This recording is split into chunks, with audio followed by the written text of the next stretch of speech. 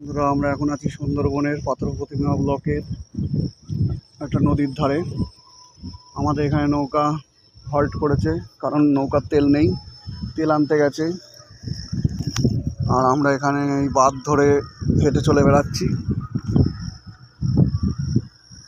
দেখুন, নদীতে একটা মাছ ধরার বড় ট্রলার যাচ্ছে।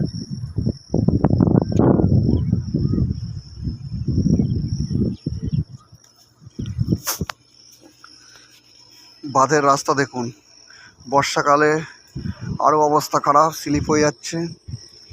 আর এই যে বাঁধগুলো ভেঙে ভেঙে অবস্থা খারাপ হয়ে রয়েছে।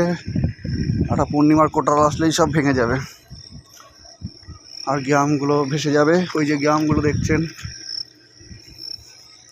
দু একটা করে বাড়ি আছে।